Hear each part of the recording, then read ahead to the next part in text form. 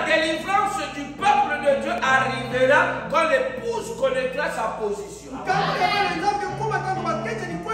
Il faut que le peuple soit placé. Oh, le placement vient de l'enseignement. C'est l'enseignement qui place. Oui, la prédication vient et vous condamne comme étant un pécheur parce que vous avez péché.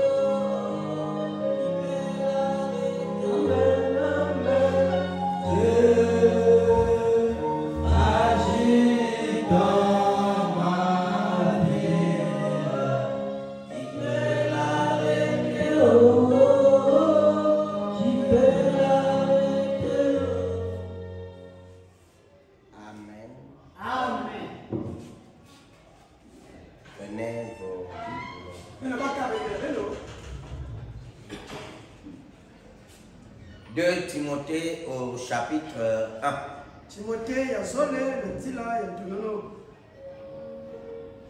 Paul, apôtre de Jésus-Christ, par la volonté de Dieu, pour annoncer la promesse de la vie qui est en Jésus-Christ. À Timothée, mon fils bien-aimé, que la grâce de la miséricorde et la paix te soit donnée de la part de Dieu, le Père de Jésus-Christ, notre Seigneur. Je rends grâce à Dieu que mes ancêtres ont servi et que je sers avec une conscience pure de ce que nuit et jour je me souviens continuellement de toi dans mes prières, me rappelant tes larmes et désirant te voir afin d'être rempli de joie,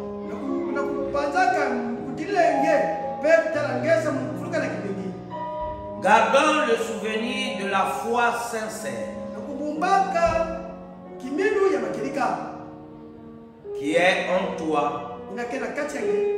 qui habita d'ailleurs dans ton aïeul Loïs et dans ta mère Eunice, et qui, j'en suis persuadé, habite aussi en toi. C'est pourquoi je t'exhorte à ranimer le don de Dieu. Le don que Dieu nous a donné. Le don que tu as reçu par l'imposition des mains. Car ce n'est pas un esprit de timidité que nous avions donné, mais un esprit de force, d'amour et de sagesse. Prenez au chapitre 3, à partir du premier verset.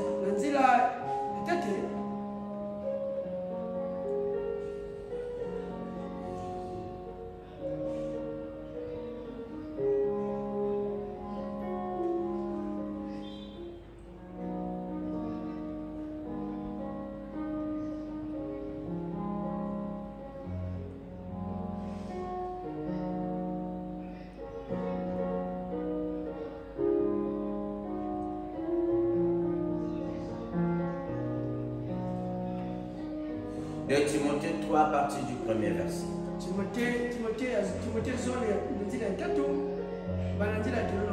Sache que dans les derniers jours, il y aura des temps difficiles. Car les hommes seront égoïstes, amis de l'argent, fanfarons, hautains, blasphémateurs, rebelles à leurs parents, ingrats, irréligieux, insensibles, déloyaux, manque de loyauté, calomniateurs, intempérants, cruels, ennemis des gens de bien, traîtres, emportés, enflés d'orgueil, aimant le plaisir plus que Dieu, mais ayant l'apparence de la piété, mais régnant ceux qui ont fait la force. Éloigne-toi de ces hommes-là. Dieu Tout-Puissant, Jésus-Christ est ton nom.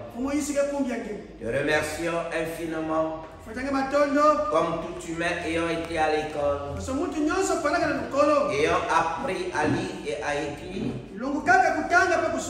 et tourner les pages de ce livre et en faire la lecture. Quand il s'agit de transmettre la vie, cela est réservé à seul toi, le Saint-Esprit, par l'intermédiaire de tes dons. Éloigne l'homme du chemin et descend par le canal et touche la sémence pour ton seul honneur et pour ta seule gloire. Dans le nom de Jésus, nous te l'avons prié ainsi.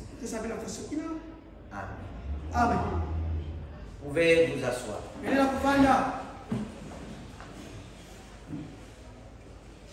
Que le Seigneur vous bénisse richement.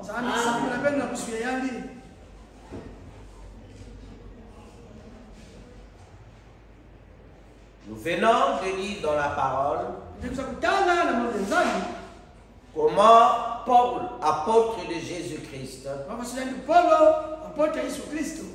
par la volonté de Dieu,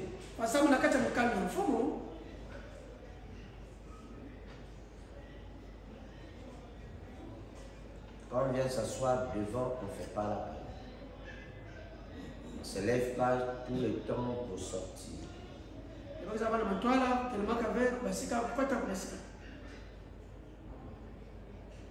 Parla à Timothée.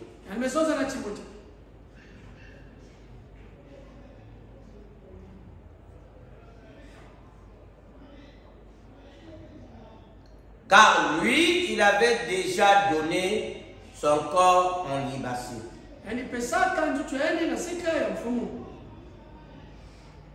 Comme un sacrifice d'une bonne odeur. Paul ne vivait plus pour lui-même. Il vivait tout simplement pour le bien-être des enfants de Dieu.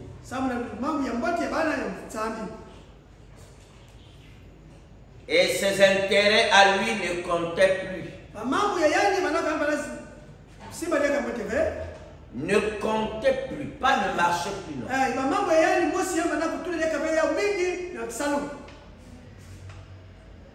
Car il avait ses yeux fixés vers le calvaire.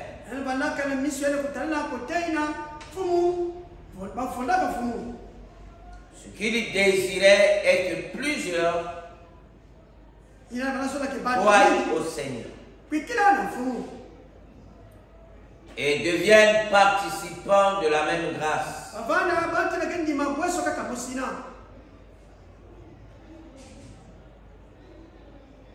Et il reconnaît Timothée comme étant son fils bien-aimé dans le Seigneur.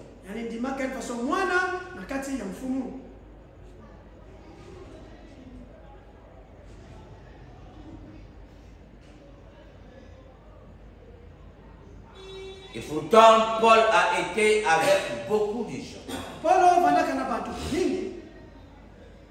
Avec des grands enseignants.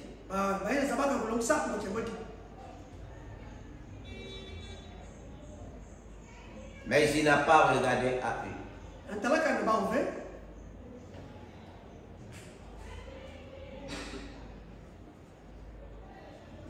Il avait le regard tourné vers Timothée. Parce que c'est celui-là qui lui était le plus proche.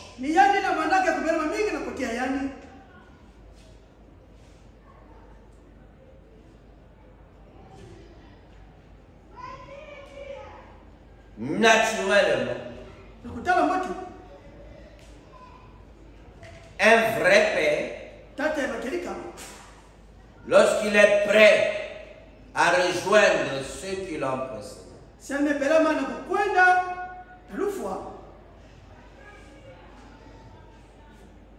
il regarde qui est plus proche de lui.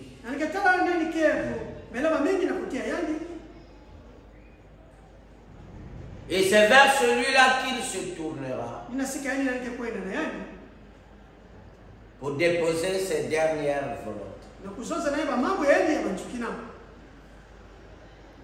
Parce qu'il sait que celui-là assurerait la pérennité de ses paroles. Veillerait à ce que la vision du Père soit accomplie.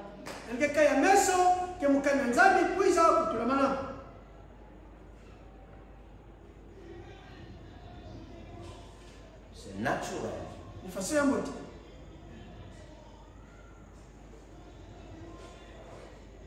Quand le temps vint pour Isaac d'aller rejoindre Abraham,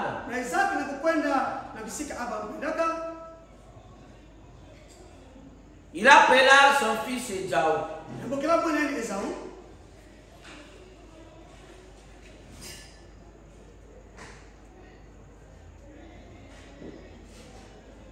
Remarquez, Ésaü est celui qui lui était le plus proche.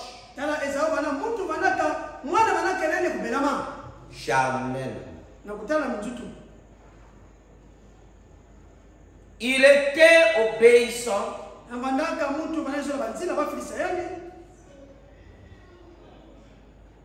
Dans ce qui concernait les choses de la vie.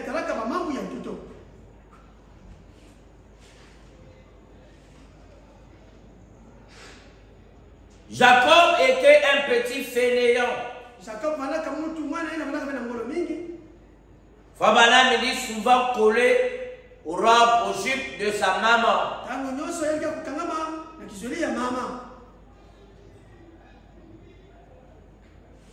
Quelqu'un pour qui maman devrait tout faire. Donc Jacob était une sorte de privilégié. Fils bien-aimé.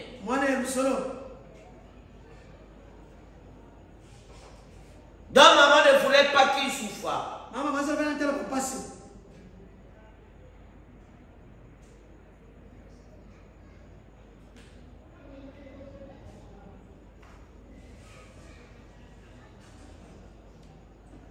Alors que Isaac avait le regard tourné vers Ésaü,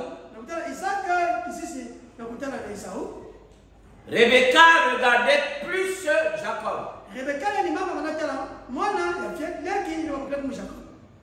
C'était des jumeaux.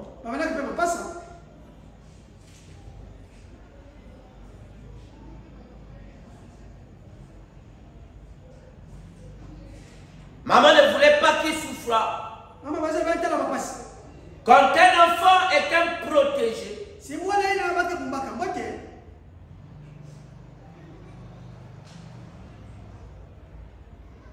la sécurité, la protection lui est assurée.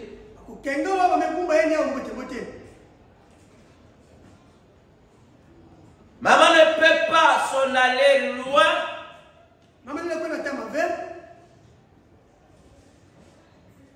sans jeter son regard sur le protégé.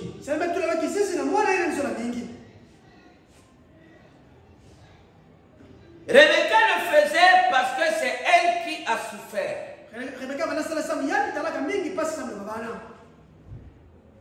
Elle a porté ses enfants pendant près de 10 mois dans le ventre. 10 mois. J'ai dit près de 10 mois.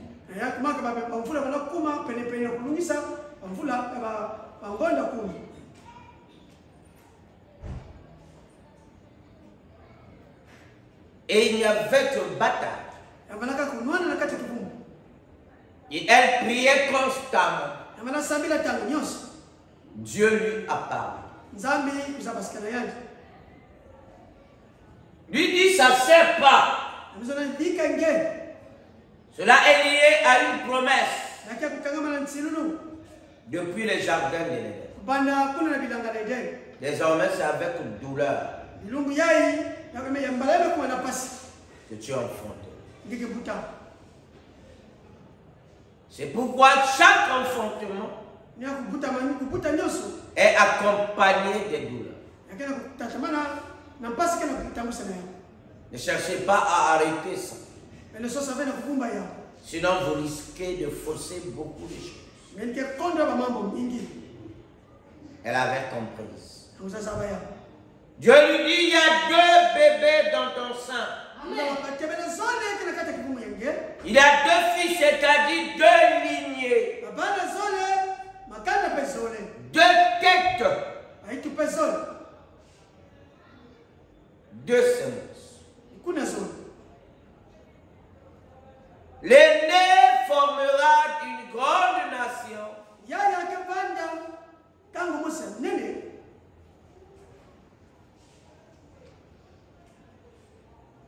Et le cadet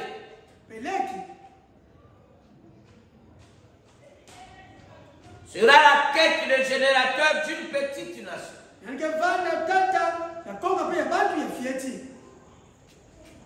Par rapport au nombre, Israël est un petit pays.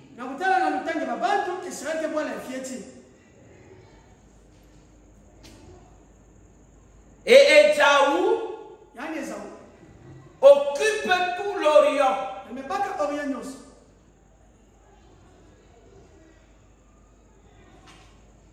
Du Moyen-Orient jusqu'à.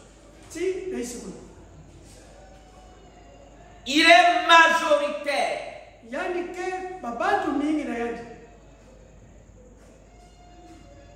Mais le regard de Dieu était porté sur Jacob, qui représentait le petit troupeau. Et Ésaü représentait le grand troupeau.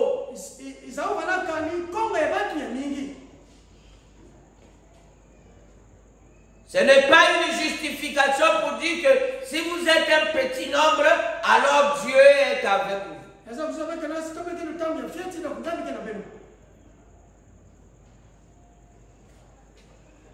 Vous pouvez être petit nombre parce que vous ne travaillez pas. Vous n'œuvrez pas pour le Seigneur.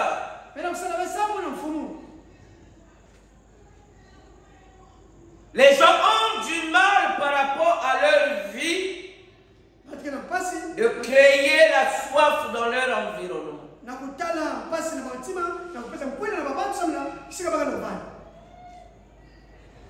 Ils ont honte de s'afficher comme étant chrétiens. Ils ont honte de s'afficher comme étant fils de Dieu. Honte de s'afficher comme véritable croyant. Cela fait que les chrétiens, les croyants d'aujourd'hui sont résignés Ils vivent comme en retrait. Et quand le monde avance, oh, maintenant, on a pour avancer, il faut s'engager. Engager de quoi? Si tu veux avancer, il faut rentrer à l'intérieur. On ne peut pas t'imposer. La vie est un choix.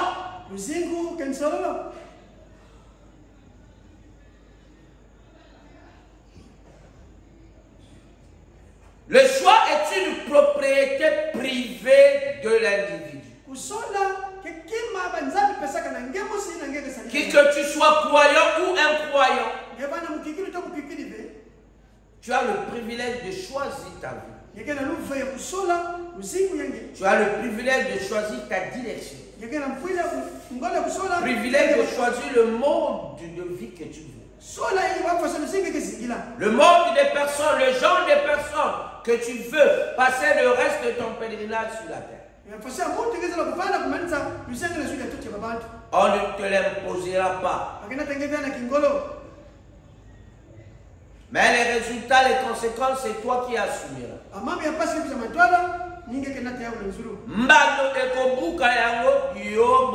Celui qui va récolter ce que tu vas semencer, c'est toi-même. Pas question que tu en sémences et quelqu'un d'autre va récolter, non.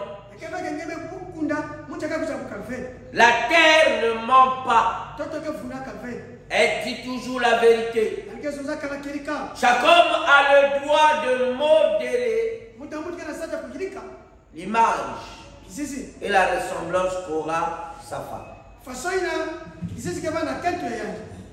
Tu ne peux pas prendre une véritable authentique ou croyante, commencer à se plaindre de son caractère mondain. Cela n'est pas vrai. Dieu ne laisse pas quelqu'un, son fils, faire une erreur. Oh, si je savais.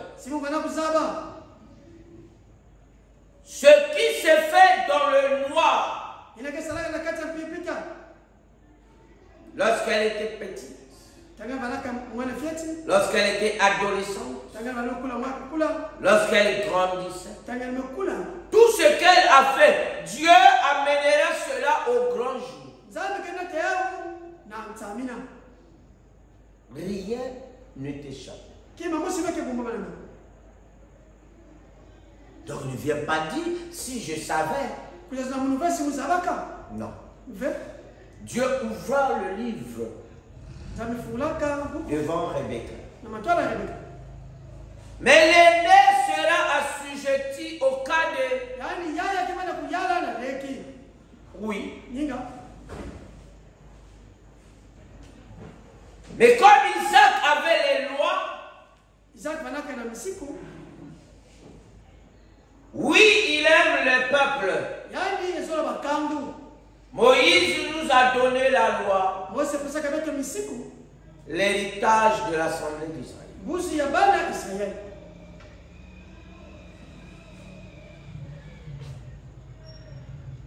Il était roi en Israël. Moïse était législateur. C'est lui qui a donné la loi à Israël. La loi disait tout premier-né devrait être béni. La bénédiction repose sur le premier-né. Ésaü était le premier-né de cette lignée. Une lignée charnelle. Mais Ésaü n'aimait pas le droit d'aînesse. Or, le droit d'aînesse est très capital. Ésaü, béni ou pas, c'était pas ses jours. Comme beaucoup de croyants. Frère, même si je peux avoir de l'argent, c'est pas mon problème. Je travaille d'abord pour le salut de mon âme. Mon souci, c'est être sauvé. C'est pourquoi les églises sont remplies. Des gens sauvés pays dans leur âme et dans leur extérieur, non. C'est ce qu'a dit Ivan Castro. À quoi servirait-il d'avoir les gens qui sont remplis de l'amour de Dieu mais tellement pauvres?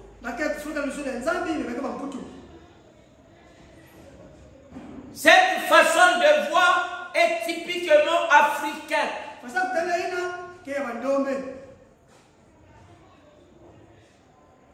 L'Afrique est le continent le plus riche, où vivent les gens les plus pauvres. C'est quand même un paradoxe. Et les pauvres des autres continents viennent avec un mensonge. Oh, nous allons vous aider.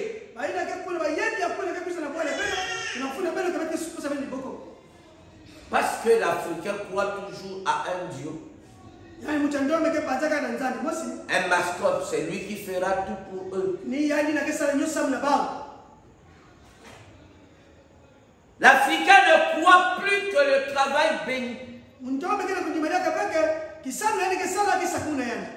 Un travail lié à une bonne organisation bénit. Les Africains n'aiment plus travailler. Ils abandonnent leur pays, leur continent pour aller vers les continents très pauvres. Aller se réjouir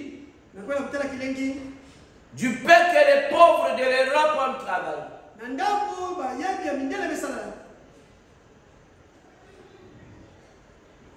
C'est comme une erreur provenant de la part de celui qui domine.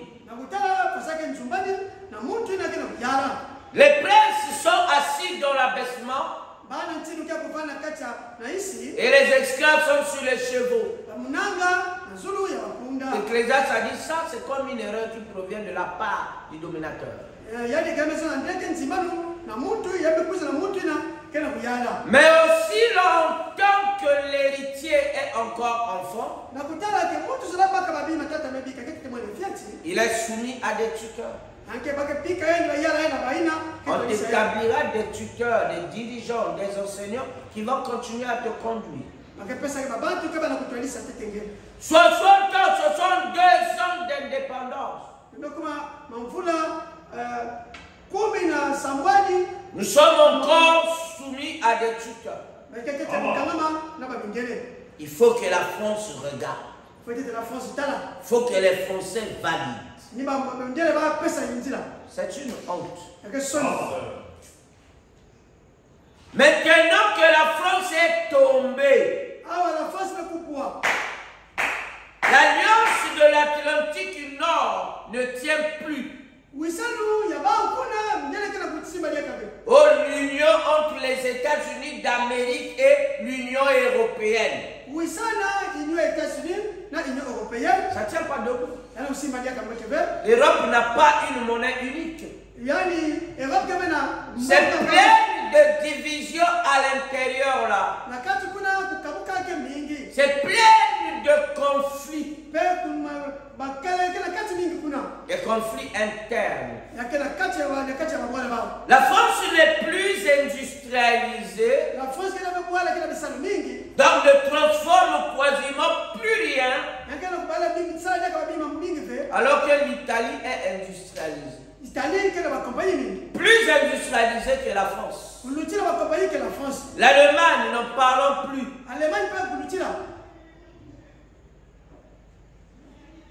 L'Angleterre, eux, ils ont dit nous ne sommes pas dans votre union.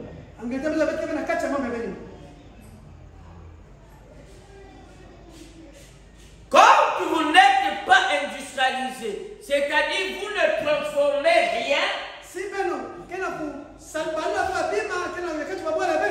le pays s'appauvrit. Le peu qu'ils obtiennent des pays africains,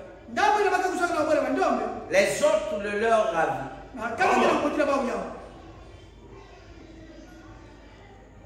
Pendant que les Vietnamiens fabriquent aujourd'hui des microprocesseurs. Les Français fabriquent des t-shirts.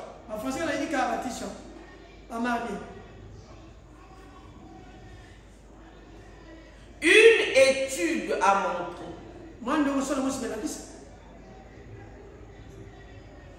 que les Vietnamiens ont une moyenne meilleure que les Français en mathématiques. Et les mathématiques sont la base du développement de toutes les sciences. Et les étudiants français sont devenus très faibles. Partisans du moindre effort. Vous savez ce qui les a menés là?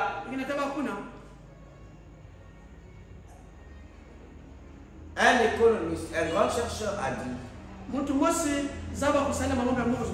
les historiens l'ont dit, si vous tripotez la monnaie,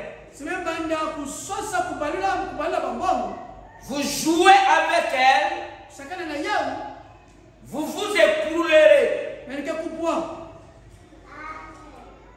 Il dit la Rome depuis la nuit des temps. Elle était la plus grande puissance de l'humanité, qui avait répandu son hégémonie partout. Elle était la seule à décider sur les monnaies qui devraient régir sur l'humanité. Et la Rome s'écroula. Parce que la monnaie est forte quand vous travaillez. Pas faire les mêmes choses. Chaque année, vous allez faire un foufou. Chaque année, vous allez faire que le foufou. C'est trop rudimentaire. Chaque année, planter le maïs. Ceux qui l'ont fait en grande majorité se sont ruinés. On fait pas ça. La Rome s'est contentée à imposer les taxes à l'humanité tout entière.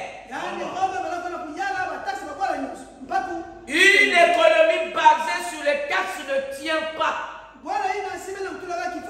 Elle s'écroulerait sur elle-même. C'est l'industrie qui enrichit. C'est la transformation. L'ange dit à Daniel, ceux qui connaîtront ces choses et qui les enseigneront brilleront comme les étoiles dans les firmaments. Fabadam dit les petits métiers prospéreront. Oui, la petite industrie, l'industrie prospérera. Tout commence toujours petit mais finit par grandir. C'est la loi de la vie, c'est la loi de la dialectique. Et quand quelqu'un est devenu puissant, il devient négligent. Ses enfants ne voudront plus travailler. C'est les enfants des autres, c'est les papas des autres qui sont autour de lui. C'est eux qui doivent faire. C'est comme cela que les esclavagistes américains ou anglais, vite qu'ils fait leur civilisation s'est écroulée.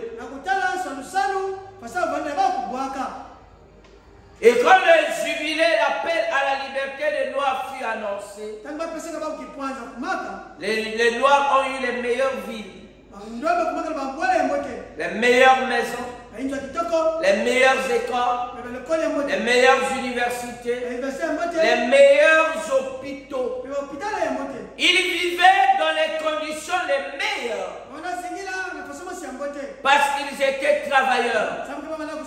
Le dur labeur a développé l'esprit de créativité. Car la créativité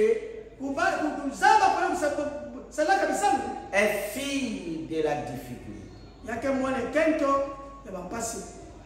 Les temps difficiles génèrent dans l'homme la créativité. C'était hier que je suivais une femme Yoruba qui disait que mes enfants sont maudits, je ne veux pas faire des enfants. Car j'ai marié un homme riche. Et nous vivons une vie d'aisance. Et je n'ai besoin de rien, je ne souffre pas. Et chez nous les Yoruba, pour qu'un enfant réussisse, il faut que la maman souffre. Il faut que monsieur impose des conditions difficiles à la maison. C'est pour que le génie des enfants apparaisse. S'il n'y a pas de pression, s'il n'y a pas d'appui, les enfants des foyers aisés occuperont des positions moindres que les enfants des foyers difficiles. Elle dit, j'ai dit à mon mari, tant que la vie sera ainsi, il n'y aura pas d'enfants dans cette maison. Je ne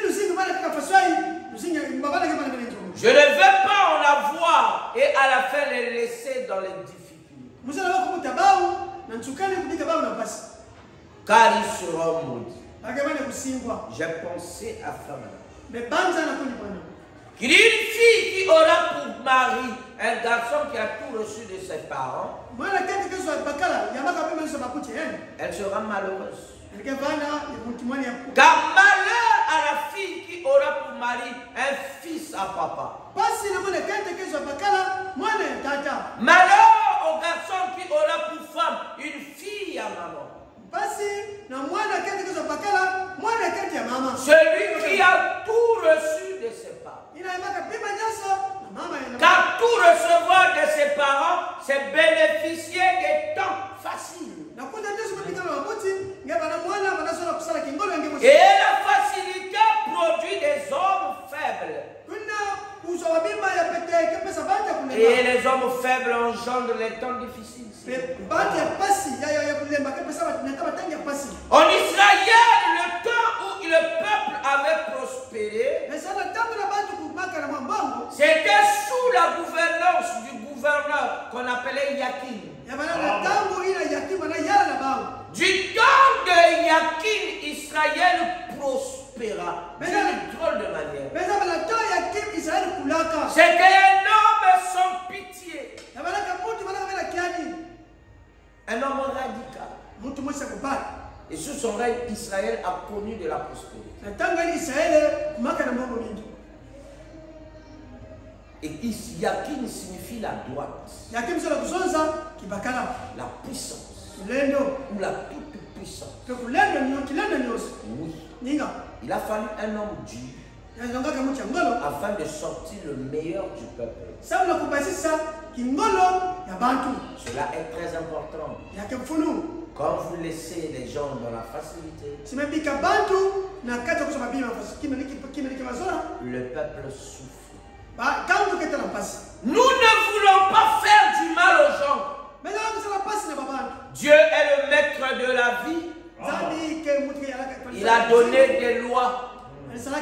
Celui qui ne travaille pas ne mange pas non plus.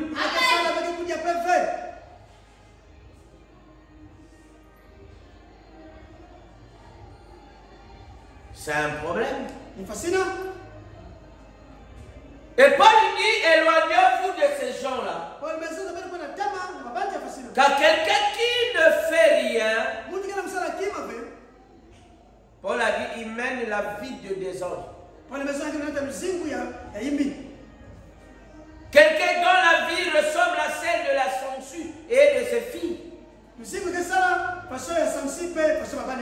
Pesangai, sombelangai, kabelangai.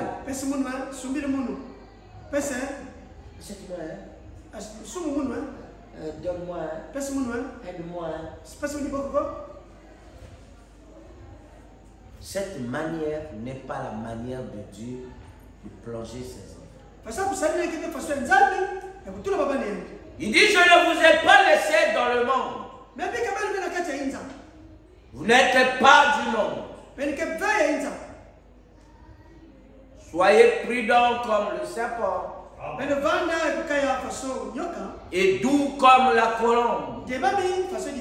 La douceur est nécessaire. Car elle te sera importante dans la négociation. Je vais illustrer ça par un adage Congo.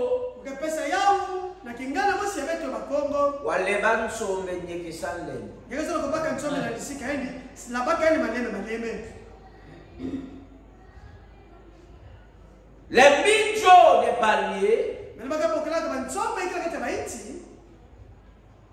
n'aiment pas la violence. Si tu utilises la violence, tu vas les écraser, tu n'auras rien. Si le contenu sort, tu n'auras que la peau. Et il n'y aura rien, mon ami. Il faut de la douceur. Alors il croira que c'est un compagnon. Alors il viendra pour s'ajuster à ton doigt. Quand il sera le long de ton doigt, tu pourras le tenir et le sortir. C'est la raison pour laquelle même les singes, les animaux sauvages, pour les attraper, parfois ils jouent de la mélodie. Les renards viennent prendre les petits bateaux, ils commencent à jouer une certaine mélodie. Il commencera à répéter afin de les attirer vers lui. Car toute créature a besoin de la douceur. La douceur est quelque chose. Une réponse douce apaise l'esprit. Et une réponse brutale attriste. Si quelqu'un est déjà attristé, il ne s'ouvrira plus à toi. Non, il ne pourra plus s'ouvrir. Il craindra. Il sera animé de la peur.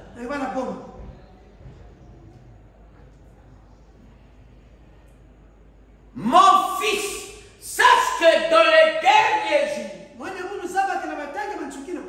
il y aura des temps difficiles. Paul a prévenu son fils. Et tout véritable père devrait toujours enseigner ses enfants sur les problèmes de la vie. Que ce soit naturel ou spirituel, financier, économique, quel que soit le domaine. Que ce soit les problèmes du mariage, enseignez-les à vos enfants. Une vraie mère parlerait constamment à sa fille dès les bas âges. L'enseignerait.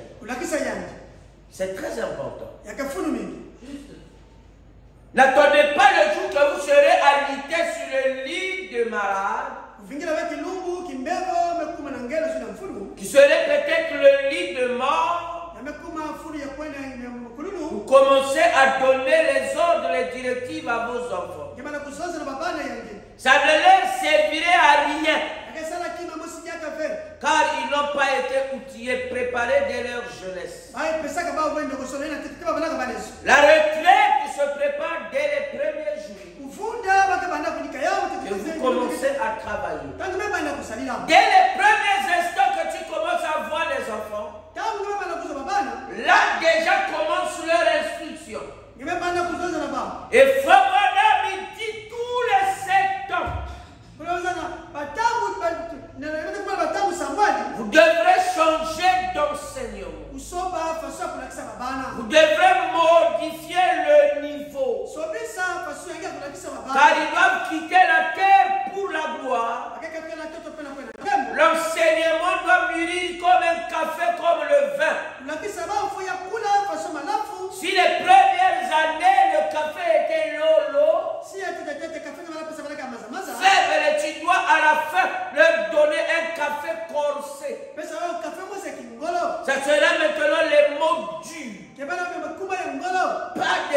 négociation. Apprendre ou à laisser. Oui, tu les amèneras vers le chemin du caractère. Mais s'il fait c'est rien, je vais faire. Tu enlèves les difficultés totales dans les gens.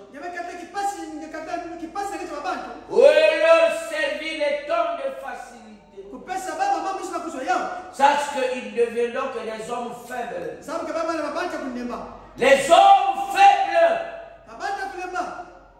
David était un guerrier.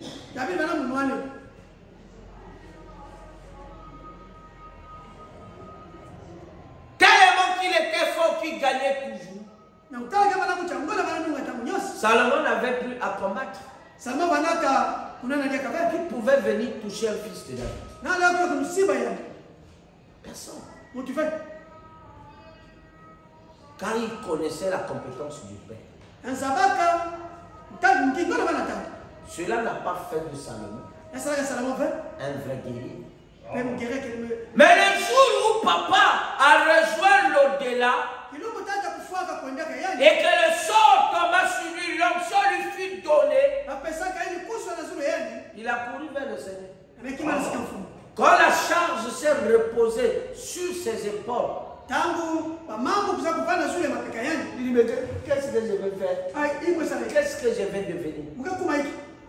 Il a regardé où je vais aller. Il a regardé l'histoire. Quel est l'endroit où Israël accomplit un grand miracle? C'était sur la montagne de Gabaon. Gabaon était un lieu élevé. Quand Josué y arriva, le soir était en train de tomber. L'obscurité était visible et était proche. Il savait que le temps, je n'en ai pas pour exterminer mes ennemis. Quand vous n'avez pas le temps pour faire tout le travail, et vous pouvez utiliser une autre capacité. Aujourd'hui, il y a des gens qui peuvent lire 10 livres, 15 livres, 20 livres par jour. Le champion, c'est un certain Mohamed.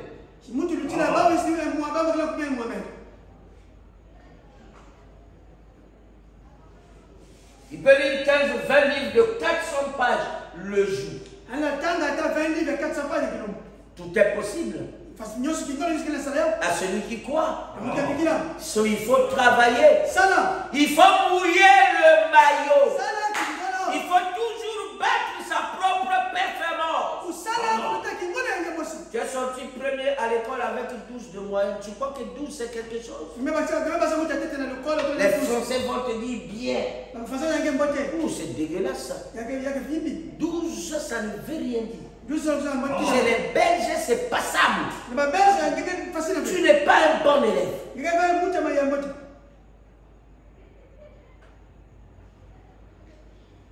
Si tu as passé le premier trimestre avec 12, tu es le plus fort de la classe. Non, ça ne veut pas dire que tu dois croiser les bras. Tu dois encore mouiller le maillot. Travailler encore plus fort. Et surpasser ta propre performance.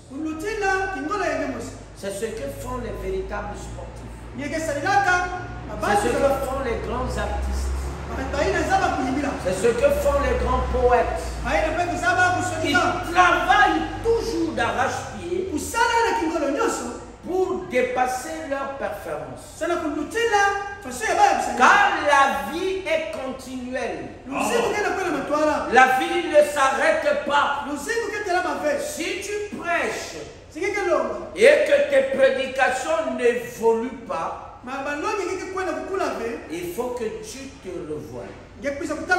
Tu dois te mettre en question. L'un des problèmes, soit que tu ne lis plus. Et comme tu ne lis plus, tu ne pries plus. La lecture est liée, associée à la prière. Quand tu ne lis plus et que tu pries, n'ira pas dans beaucoup de profondeur. Car la lecture et la prière te plongent dans la profondeur. Te donne l'instrument qui ressemble à un pied de biche. Le pied de biche te facilite l'ouverture des portes blindées. C'est ce que les malfaits utilisent pour ouvrir des grilles. Ouvrir des portes métalliques. On appellera cela arrache-clou. Il a été fait en copiant le pied de biche.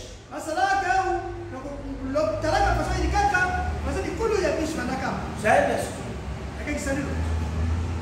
Le pied de biche te rend rapide.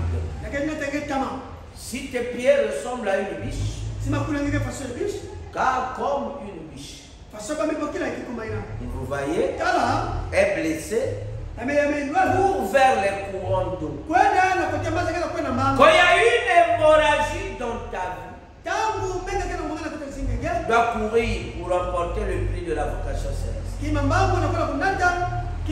Toujours aller de l'avant. Se surpasser, se surmonter. Si tu arrêtes d'avancer, vous régressez. Arrêter d'avancer signifie aller en arrière. Alors que les gens veulent posséder le pays et le transformer. Car le pays dans lequel vous rentrerez, il n'y aura pas d'eux. C'est que Dieu a pris et il a placé la guérison. Mais vous devrez faire attention. Vous devrez faire attention. Toi, le frère qui veut te marier, il a déjà connu la vie du monde. Aucune fille, il est sorti avec 3, 4, 5 filles. Il n'a jamais enceinté une fille. Ah!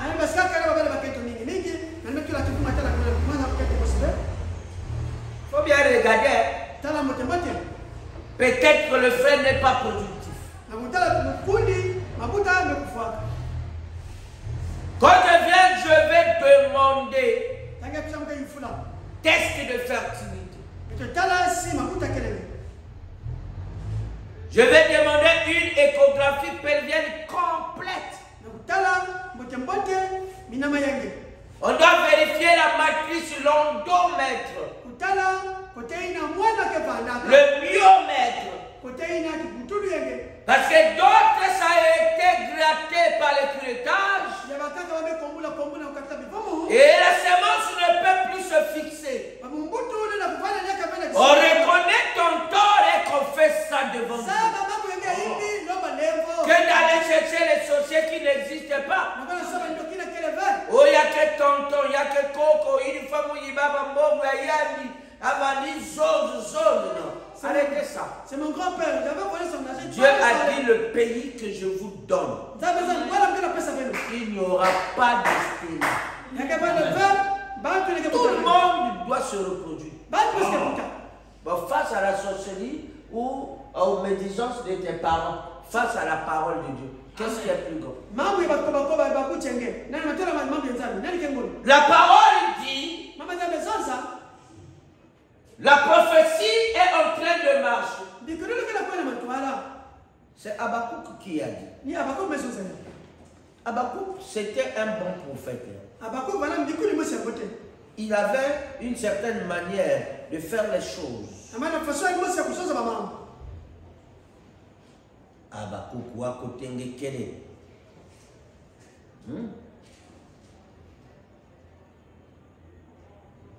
Habakkuk 2. Oh, excusez-moi aussi.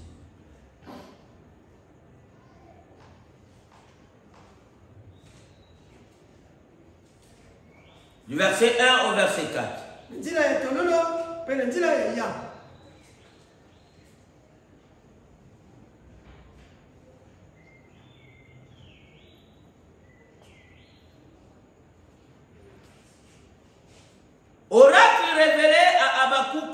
prophète.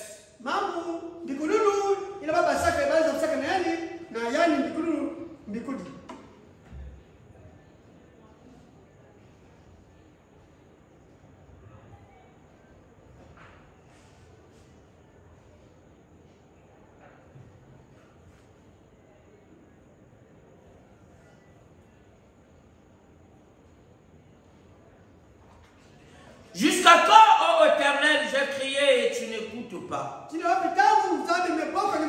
J'ai crié vers toi à la violence et tu ne secours pas. Écoutez comment Dieu fait parfois à ses enfants, même à ses serviteurs. Oracle révélé à Habakkuk le prophète. Jusqu'à quand, ô Éternel, j'ai crié et tu n'écoutes pas. Seigneur, Seigneur, Seigneur. Les prières qui ressemblent à l'éboumoua qu'il a.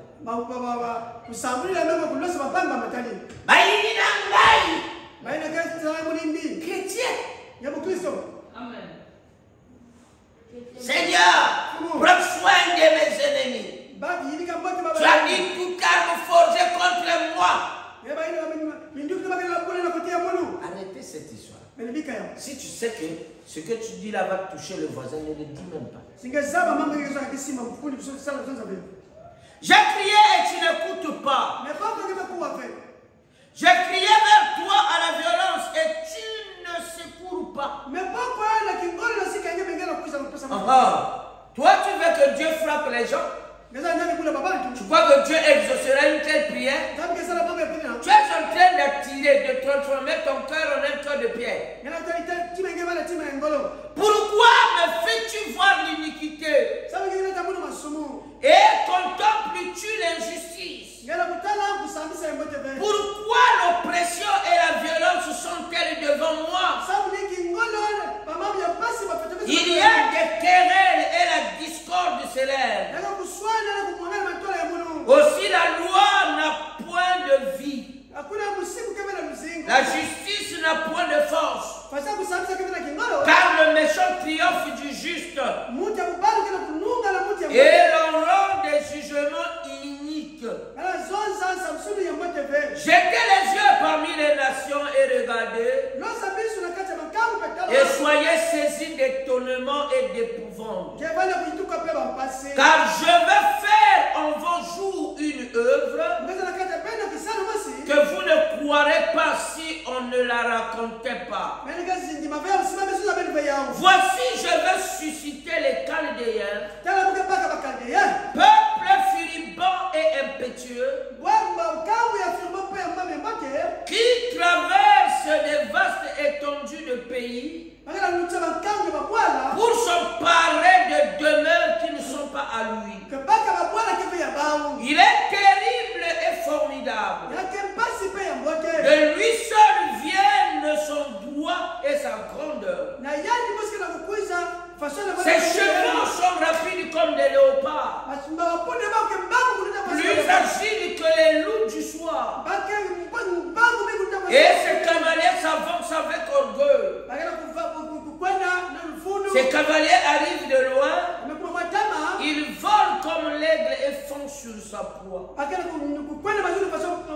Et tout ce peuple vient de se livrer au pillage.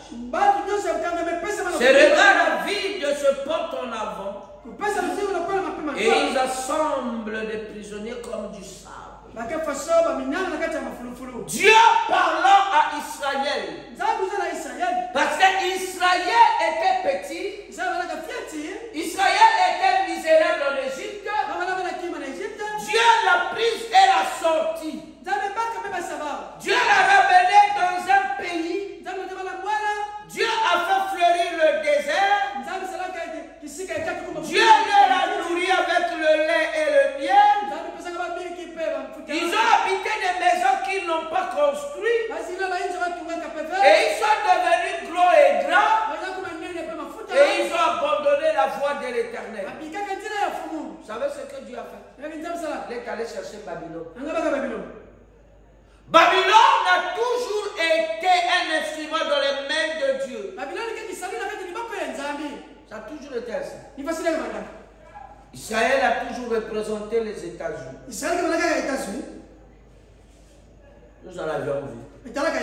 Dieu leur a donné un pays. Dieu leur a béni. Ils ont reçu la liberté de religion. Ils ont jeté le siège, le gros siège qu'ils laissaient à l'Assemblée, au Congrès. Ils ont autorisé les femmes à voter et à couper leurs cheveux. Ils ont autorisé les femmes à porter les pantalons. Vous savez, jusqu'à les années 68, en France, les femmes n'avaient pas le droit de porter les pantalons. En France.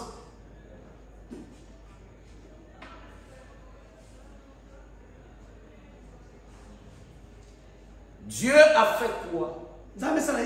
Dieu est allé prendre une nation incrédule. Pour frapper le roi Akab, il a fallu qu'ils aillent combattre pour une cause juste. Mais le terrain, c'est Dieu qui les avait donnés aux païens. C'est Dieu qui les avait donnés aux Syriens.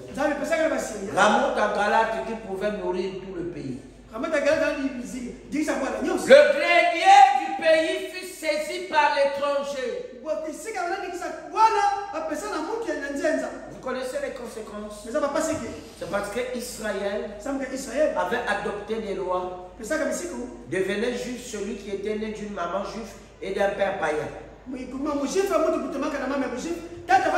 Quand un juif faisait un enfant avec une femme des nations,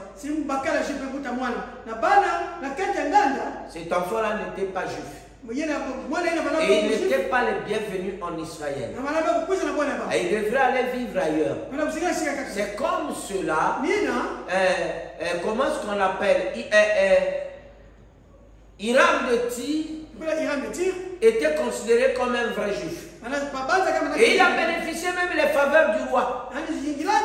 Et il a construit même le temple. Et il a bâti beaucoup de monuments. Vous voyez, alors que sa mère était juive. Vous voyez, le sang de l'enfant provient du père. Israël a abandonné la loi de Dieu. C'est le papa qui détermine le patrimoine génétique. C'est le père qui donne l'influence, le temps, la direction. Mais eux inversaient la tendance. Ils adoptèrent le matriarcat. Quand une femme donne un enfant, celui-là c'est un juif. Qu'est-ce qu'ils étaient en train de faire? Ils étaient en train de chasser eux-mêmes les vrais juifs. Les juifs qui étaient de sang commençaient à se retrouver en dehors du territoire. Et ceux qui n'étaient pas les vrais juifs commençaient à remplir le pays. Ils commençaient à avoir des places de choix. C'est pas étonnant. La quasi-totalité de ceux qui ont rempli n'étaient plus juifs. Ce n'était que les hommes des nations. Les Babyloniens, les Syriens qui remplissaient maintenant Israël. C'est pourquoi tout Israël n'est pas Israël. Eux-mêmes ont adopté une attitude de chasser les véritables juifs. Afin que la prophétie s'accomplisse. Oui, si elle tarde, Habakkuk a dit attends-la. Il faut que tu l'attendes. Car elle marche vers son terme. Elle marche jusqu'à son accomplissement. Arriver à son terme ne veut pas dire fini. C'est l'accomplissement. Quand une grossesse a atteint le terme, oui, c'est la manifestation, l'accomplissement qu'on doit voir. On attend que l'enfant arrive pour qu'on apprécie si c'était un garçon ou une fille. C'est ce que Habakkuk a dit. Il dit alors que j'étais là, la voix de l'Éternel m'appela à monter sur le haut, au sommet de la tour, et écouter ce qu'il avait à me dire. Dieu appelle toujours ses serviteurs à aller au sommet des montagnes. Car les prophètes sont les aigles de Dieu. Et quand Dieu dit Moïse, monte ici, je te montrerai le tabernacle de Dieu. Je te montrerai le véritable temple de Dieu. Il faut être ravi et être amené plus haut. Car si vous êtes placé au haut, vous voyez loin. Plus haut signifie voir plus loin. Que celui qui sera sur la toiture ne descende pas pour revenir dans la maison où il est né. Une fois qu'un oiseau est sorti de l'œuf, il n'a plus le pouvoir ni la capacité d'y habiter à nouveau. Ça a toujours été ainsi. Quand un aigle sort de la coquille parentale, il doit prendre son envol et s'en aller. La maison ou le nid parental n'est qu'une aide qui te permettra de survivre et d'accumuler la puissance et de rassembler la force. Vivre dans le nid des parents, c'est une école. Tu dois te mettre à observer les parents, à voir comment eux ils procèdent. Oui, il te montrera comment on tue le gibier.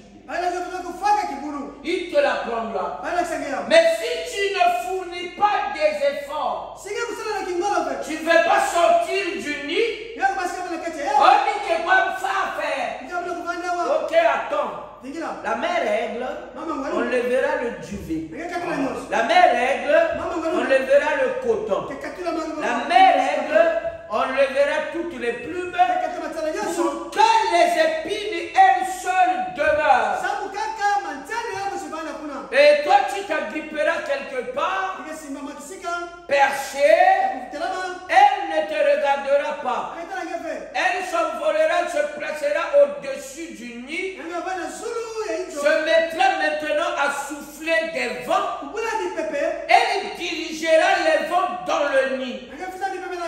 Pour que tu tombes et que les épines te perforent.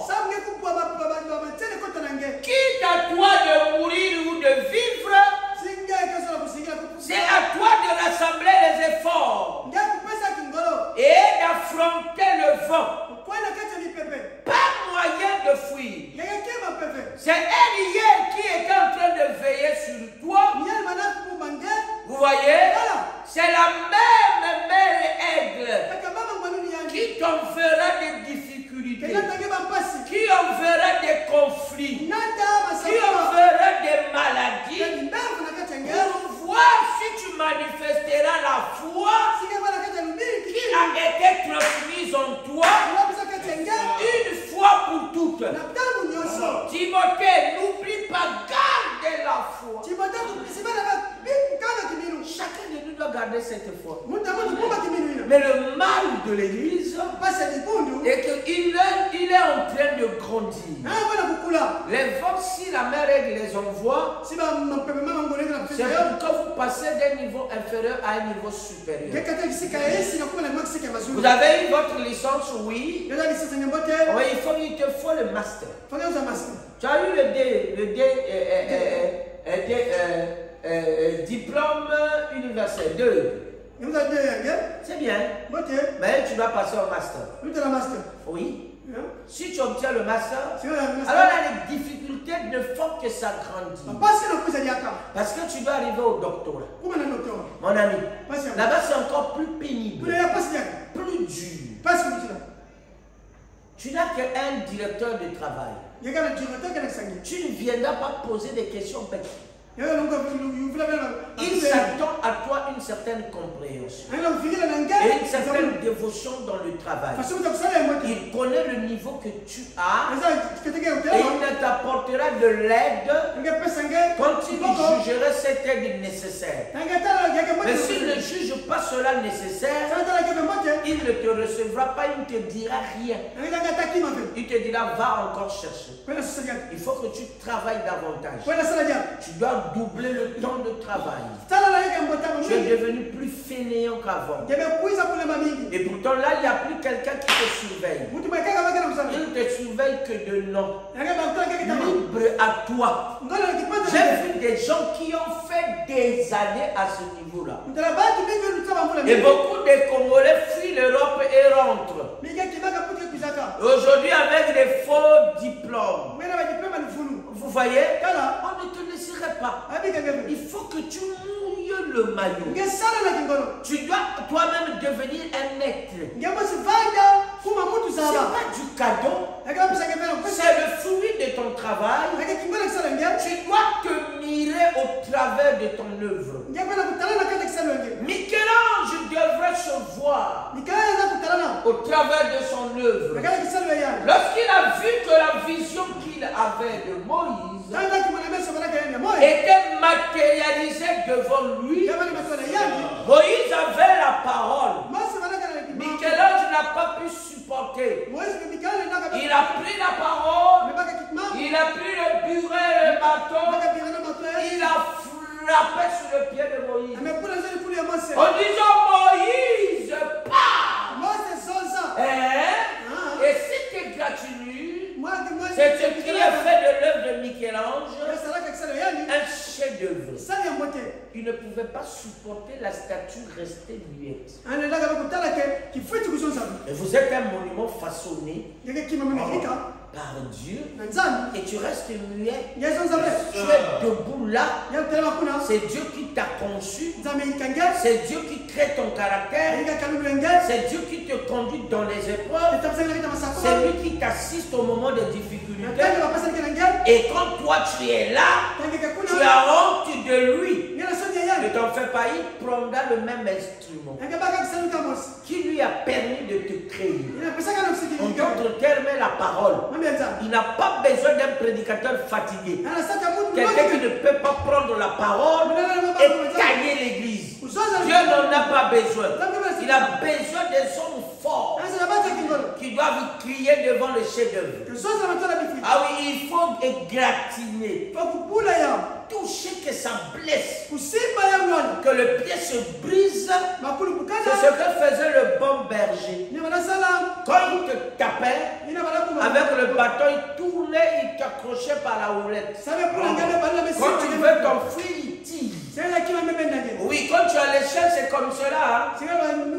Quand il veut forcer, tu le tires, ça le tremble. Il comprend qu'il doit ralentir. Il doit marcher au rythme de tes pas. S'il veut aller avec force, toi tu dois le ramener en arrière. Pour lui faire passer un message. Lui dire, Murphy, arrête! Parce que tu l'as tiré, ça l'a accroché, ça l'a fait mal, tu prononces la parole. Dieu aussi utilise les mêmes méthodes. Qui à toi d'abandonner et mourir, ça n'arrange que toi. Lui n'aime pas les faibles. Ce n'est pas un esprit de timidité que nous avions reçu. Mais c'est un esprit de courage, un esprit de puissance qui doit crier Abba Père.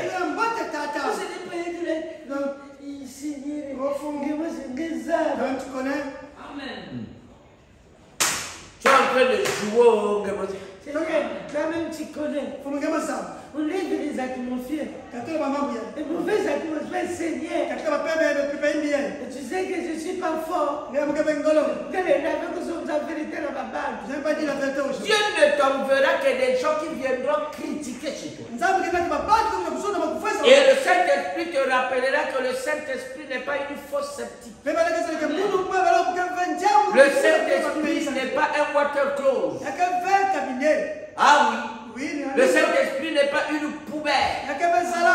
À toi de prendre l'épée et de combattre les démons.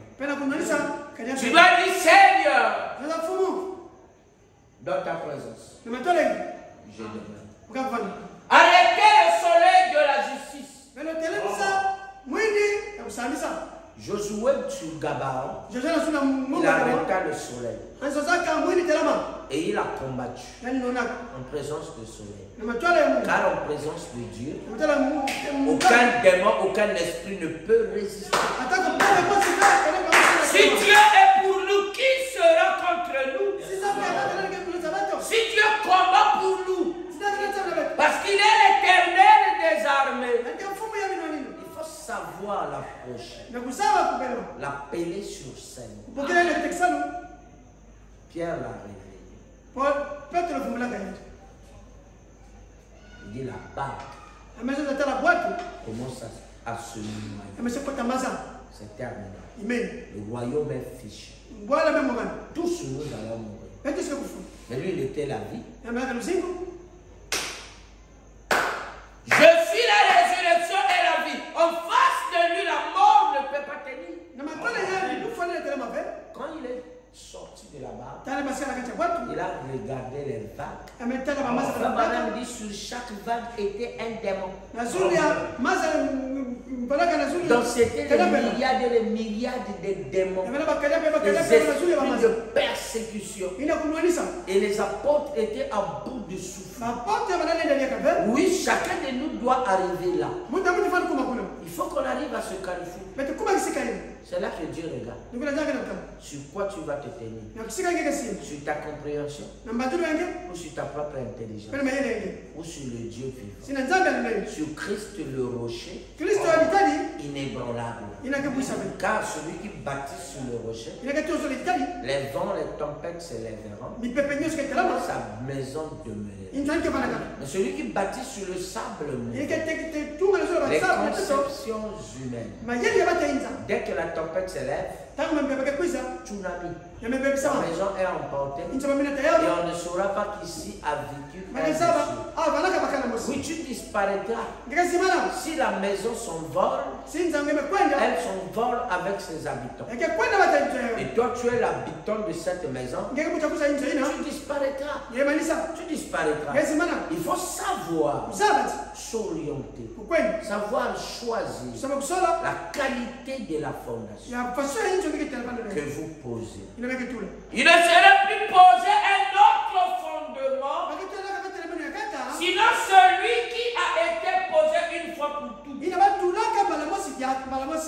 Jésus-Christ, le rocher des âges. Pas le rocher pour un temps, mais pour tous les temps. Oui, du commencement à la fin, il est le seul socle sur lequel les humains peuvent se tenir. À vous de choisir, mes amis. À vous de choisir. Qu'est-ce que vous voulez? La facilité?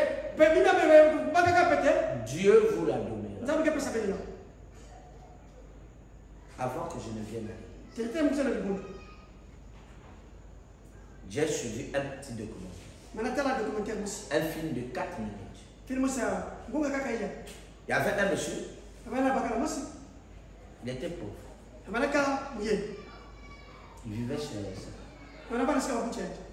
Ses parents certainement étaient morts. Mais la parcelle était grande et tout ça. Mais lui, il était malade. Il s'est posé, il s'est assis là-dedans. Il dit, monsieur Dieu, quand j'ai vu ça, je suis reparti en arrière dans la vie de Frère Bala. Branham aussi un jour s'est tenu dans la présence de Dieu et a écrit. Il ne savait pas comment le parler. Il est allé écrire une lettre. Toi, monsieur Dieu, j'ai entendu que dans le passé, tu as parlé aux gens. Bon, moi, je ne sais pas comment te parler. C'est pourquoi j'ai écrit cette lettre. Ce monsieur-là, lui, il a parlé. Il dit, monsieur Dieu, tu sais que je suis ton fils. Hein? Mais tu serais une drôle de père qui veut voir ses enfants toutefois souffrir. Non. D'ici 2 heures, d'ici 3 heures, si je reste encore dans la galère, tu verras ce que je vais faire. Il est resté dans la. Il s'est levé. Il a commencé à traverser là. Une femme riche venait dans la voiture. Une princesse s'est arrêtée brusquement. Alors lui, il a commencé à grandir. Ça là, ça ne va pas rester comme cela. La femme est sortie d'un côté, de l'autre côté le garde-corps, avec les talkie-walkie, avec son arme. Elle est venue. Monsieur, pardon. Amenez-moi à l'hôpital. Amenez-moi à l'hôpital. On l'a pris, on l'a mis dans la voiture. On l'amène dans la concession de la femme. Dès qu'il est rentré dans la parcelle, il a vu au loin une grande piscine. On lui dit, bon, viens, tu vas t'asseoir. Il dit, non, moi c'est là-bas. Il est allé s'asseoir au bord de la piscine. Il y avait un lit picot, il s'est allongé. Il y avait des pommes et des raisins dans un bol. Il a commencé à manger. Il dit, ah, donc les gens c'est comme ça quoi. Tout ça c'est pour eux. Dieu, moi je t'ai dit que tu me donnes l'argent, moi je vais te donner la dîme. La femme est arrivée. Bon, même j'ai appelé le médecin. Il va t'examiner. Le médecin est venu en l'examinant. Le médecin a appelé la dame et dit, monsieur, c'est un menteur. C'est un loser. Il n'est pas malade. Il n'a aucune blessure. Il n'y a rien qui menace sa vie. Le gars, quand voulait arrêter le monsieur, la femme a dit, laissez-le. Qu'il parle. J'ai dit non, j'ai fait semblant. J'ai menti que j'avais mal, que je m'étais blessé. C'était pour que vous me donniez de l'argent. La femme lui a dit, tu veux combien? Il dit 3 millions de naira pour commencer mon affaire. La femme a pris un chèque, 3 millions. Elle lui a dit. Monsieur a pris le chèque, a mis en poche. Elle sort. Il est allé chez lui. Frimant dans la rue. Devant chez lui, il y avait comme poubelle à verre. Il était devenu donc zélé. Il jouait aussi aux histoires des PMU. Alors il a mis la main dans la poche. Il avait des papiers de PMU et le chèque là-dedans. Il a pris le chèque. Il a jeté dans la poubelle. Il a pris le papier du PMU. Il a changé la poche. Il est allé à la banque. Dès qu'il rentre, ben pauvre gars là, les minables, les banquiers que vous êtes, je suis multimillionnaire. Et je suis venu pour me servir à la banque. Le banquier lui a dit, bonjour monsieur le ministre. Alors présentez-nous votre chèque. Quand il plonge la main, il ne regarde même pas. Il sort, il dort, papier de PMU. Vous savez ce qui s'était passé? Quand il a eu le chèque, j'ai sauté. Monsieur a commencé à dire, mais monsieur Dieu, alors, moi je vais aller donner la dîme chez le pasteur. Est-ce qu'elle lui donne la dîme? Est-ce que toi tu as besoin de ça? L'or et l'argent t'appartiennent. Pourquoi tu vas encore prendre de l'argent pour moi? Ah, 10% c'est toi. 3 millions de naira, je vais te donner 300 000 naira. Ah Dieu, moi je te donne 25 000 naira. Il a blâmé Dieu. En lui appelant l'or et l'argent t'appartiennent. Mon argent là, si tu prends ça, tu vas faire quoi avec? Donc moi, je suis libre de te donner ce que je veux. Je te donne 25 000. Au lieu de 300 000. Après ça, il a jeté le chèque dans la poubelle. Il est allé avec le papier du pays à la banque. Lorsqu'il a donné le chèque, le banquier a regardé et dit, mais monsieur, ça ne vaut rien ça. Il lui a redonné son papier. Il dit, quoi? Il dit, mais regarde ce que tu m'as donné, tes calculs de PMI. Quand monsieur a regardé, il a fouillé les poches.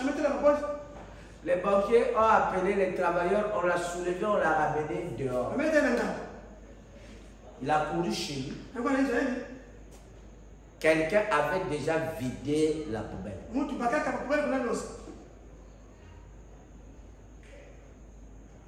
Et monsieur s'est évanoui sur place. Sa propre vanité. L'homme ne tient même pas ses propres paroles. Dieu est Dieu. Il ne faillit pas parce qu'il est esclave de sa parole. Tel homme, l'homme est tel que sont ses pensées. L'homme est tel que sont ses paroles. Car la parole est une pensée exprimée. Ce que tu penses au-dedans, dans le silence, là où tu es seul avec cet être surnaturel, les projets que toi tu te fixes, les décisions que tu arrêtes, les promesses que tu avais promises dans le passé. Seigneur, voici ce que je ferai. Si toi tu fais ceci, c'est entre toi et Dieu. Maintenant, quand Dieu accomplit sa part, quelle est ta position?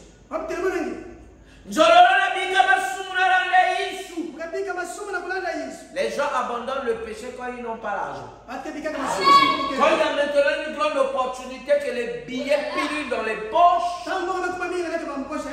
toute femme qui passe dans la rue doit tourner pour regarder à l'arrière. C'est malheureux. Et il est maintenant très fier. Un grand allureux. C'est devenu le gros français. Ce n'est même pas du gros français, c'est-à-dire sa voix devient rauque. Comme un rapport.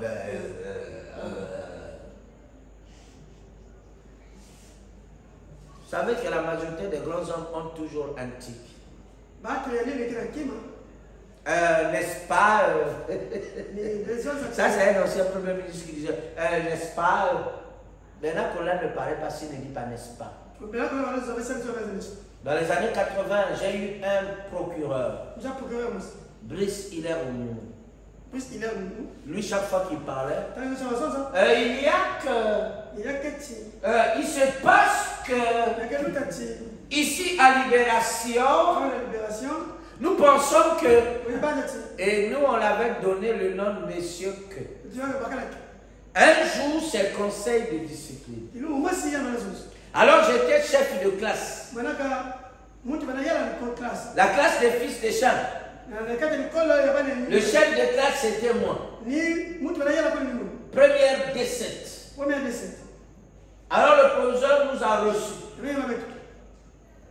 Je vais m'amuser à titiller le procureur. Dès qu'il dit il y a, moi je dis que. Les gens ont regardé, cherché à voir qui disait que. J'avais une particularité de parler sans que vous ne vous rendez compte que c'est moi. L'actuel ministre du domaine foncier, il était secrétaire de l'IGC. Donc il ne jouait pas. Il regardait, il commençait à fouiller dans la salle. Quel est ce bandit qui est en train d'imiter le proviseur?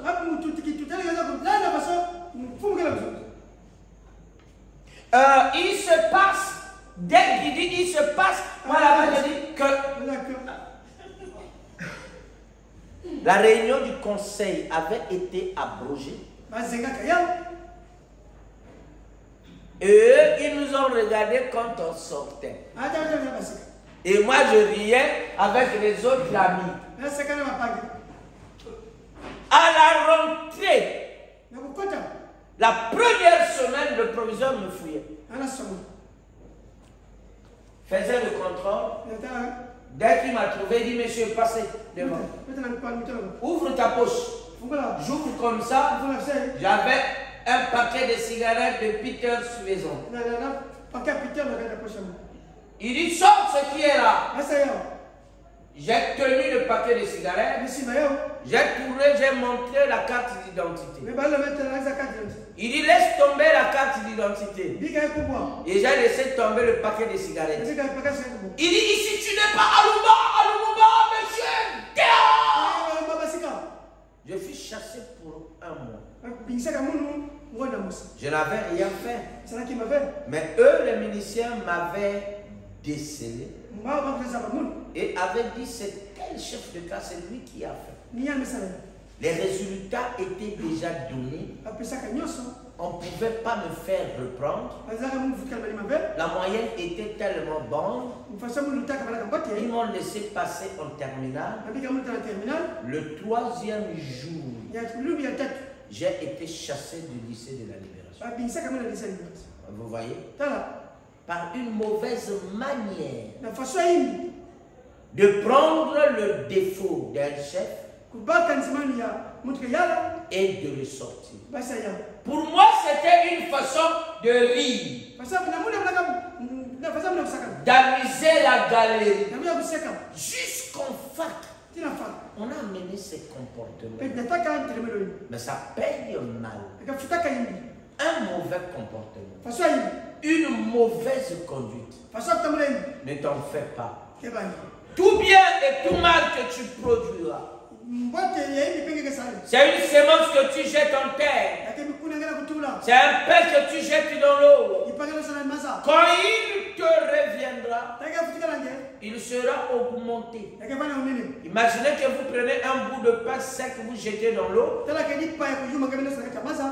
minutes ou 1 heure après, allez le voir. Il est déjà gonflé. Le gonflement là, c'est ta récolte que toi tu as semée. Vous récolterez à la mesure de votre sémence. Oui, la vie est un investissement. Tu investis peu, tu récoltes peu. C'est pourquoi les hommes d'affaires réinvestissent tout ce qu'ils gardent. En diversifiant leurs activités, ils échappent au paiement des taxes. Et ils gagnent toujours. Car dans les lois de finances, il y a toujours des brèches ou des erreurs. Des points sombres qui les permettent de tricher. Et ils ne vous présenteront pas leur véritable comptabilité. On ne joue pas avec les règles de la vie. Ce qu'un homme aura ensemencé, il le récoltera. Vous ensemencez la paresse. Vous connaissez ce que vous allez récolter. Un peu de croisée des bras, un peu de sommeil, un peu de gaieté, et la vie vous surprendra. La famine vous surprendra comme un brigand. Le brigand ne viendra pas main vide. Quand il viendra, le labeur de la vie viendra avec toutes les armes. La disette, la misère, la maladie et autres. Parce qu'un corps mal nourri est un corps malade. Quand un homme n'est pas bien nourri, il manifeste les faiblesses, les carences des vitamines et de certains éléments sont à l'origine du développement de la majorité des maladies. Consommation de certains produits. La misère te poussera à aller prendre toujours les tapis rouges. Parfois, pas de tapis rouge, mais tu vas au marché, tu ne vas chercher que les graisses. Oh, ma graisse, il y a une annonce pour chacun lever. Le surlendemain, c'est les graisses avec les ngapara. Pardonnez-moi, les ngapara, c'est les. Il y a un légume là qui produit les calebasses là. C'est ça qu'on appelle ngapara. C'est un très bon légume. Vous voyez, ça produit les courges. Chez nous là-bas au plateau, on appelle ça ngapara. Parce que j'y ai été pendant beaucoup d'années. Vous voyez? Et toi, c'est ça que tu choisis. Ah, vraiment, ça là. Que Dieu bénisse vraiment. Et ainsi de suite. Hein? Pour vraiment la grâce des chambres froides là. Si les Libanais n'étaient pas venus. Ça, c'est la bénédiction. C'est trop facile. C'est trop facile. Tu vas nourrir ta vie. Tu vas nourrir ta maison. Tu vas nourrir tes enfants. Tu vas nourrir tes amis. Avec ce genre de régime. Tu es en train d'ensemencer quelque chose. Après quelques années, tu vois ici chez l'enfant, sur le front, une graisse s'accumule, un bouton sort. Et le bouton ne fera que grossir. Quand tu vas à l'hôpital, on dira c'est un hippome. Comme c'est un hippome, on te dira qu'il faut opérer. Or, le mot opération chez nous fait terreur. Dès qu'on dit il faut opérer, le diable te dit tu as l'argent. La docteur va jouer quelques mots. Dans l'hôpital, tu vas mourir. Tu ne passeras pas ça. Un pomme prend du temps. Et ça s'enracine à l'intérieur. Vous voyez, ici c'est sur le front. Ça va grossir. Ça va prendre même toute la tête. Une bonne partie, ça devient une pomme. Et quand on opère, même pas une goutte de cette graisse ne doit pas tomber dans ta chair.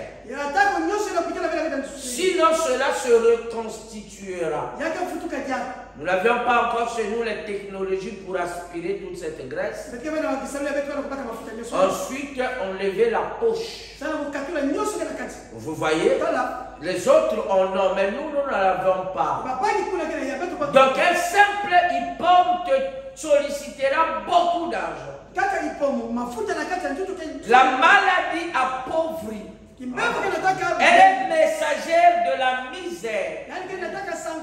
Quand les maladies chroniques se développent,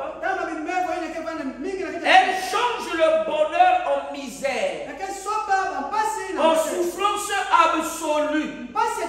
Alors là, il te faudra maintenant beaucoup de foi. Alors quand tu étais bien en bonne santé, un peu de moyens, tu négligeais la parole.